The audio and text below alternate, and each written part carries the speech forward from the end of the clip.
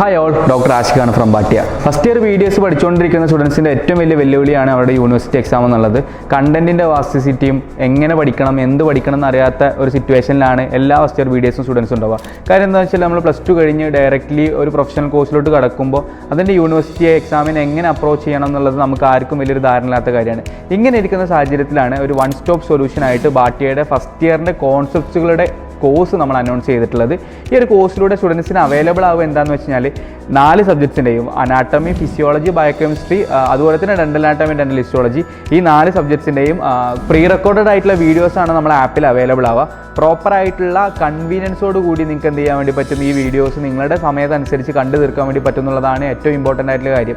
നമുക്ക് first year എക്സാമിന് എങ്ങനെ ടാക്കിൾ ചെയ്യുമെന്ന് വെച്ച് കഴിഞ്ഞാൽ നമ്മുടെ കോൺസെപ്റ്റുവൽ നോളജ് ബേസ് ചെയ്തിട്ട് തന്നെയാണ് നമുക്ക് ടാക്കിൾ ചെയ്യാൻ വേണ്ടി പറ്റുക. നമുക്ക് എത്രത്തോളം കോൺസെപ്റ്റ്സ് ക്ലിയർ ആണെന്നുണ്ടെങ്കിൽ നമുക്ക് എല്ലാ രീതിയിലുള്ള എസ്സേകളും ഷോർട്ട് എസ്സേകളും അതുപോലെ തന്നെ ഷോർട്ട് നോട്ടുകളും നിങ്ങൾക്ക് എന്ത് ചെയ്യാൻ വേണ്ടി പറ്റും, എഴുതാൻ വേണ്ടി പറ്റും എന്നുള്ളതാണ് ഇമ്പോർട്ടൻ്റ് ആയിട്ടുള്ള കാര്യം. അപ്പോൾ ഫസ്റ്റ് ഇയറിൽ നിങ്ങൾ പഠിക്കേണ്ടത് കോൺസെപ്റ്റ്സ് ക്ലിയർ ചെയ്യാനാണ്. ഈ കോൺസെപ്റ്റ്സ് ക്ലിയർ ചെയ്ത് കഴിഞ്ഞാൽ യൂണിവേഴ്സിറ്റി എക്സാംസ് വളരെ ഈസി ആയിട്ട് ടാക്കിൾ ചെയ്യാൻ വേണ്ടി പറ്റും.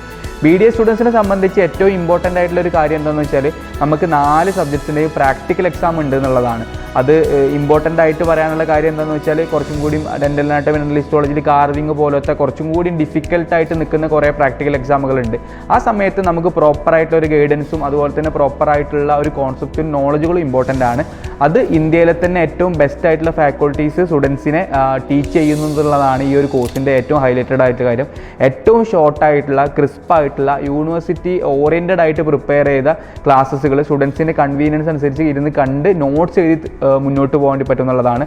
ഇതിൽ ഏറ്റവും ഹൈലൈറ്റഡ് ആയിട്ടുള്ള മറ്റൊരു കാര്യം എന്താണെന്ന് വെച്ചാൽ ഈ 4 സബ്ജക്ട്സിന് ഹാർഡ് കോപ്പീസ് നിങ്ങൾക്ക് അവൈലബിൾ ആവുന്നുള്ളതാണ്. അതായത് സ്റ്റാൻഡേർഡ് ടെക്സ്റ്റ് ബുക്കിൻ്റെ എക്സ്ട്രാക്റ്റ് ആയിട്ടുള്ള ഹാർഡ് കോപ്പീസ് ഓഫ് നോട്ട്സ് നിങ്ങൾക്ക് അവൈലബിൾ ആവുന്നുള്ളതാണ്. അനാട്ടമി എന്ന സബ്ജക്ട്സിൻ്റെ ഇമ്പോർട്ടൻസ് നിങ്ങൾക്ക് അറിയാം. കുറച്ചും കൂടി വിഷ്വലൈസ് ചെയ്ത് പഠിക്കേണ്ട ഒരു സബ്ജക്റ്റാണ്.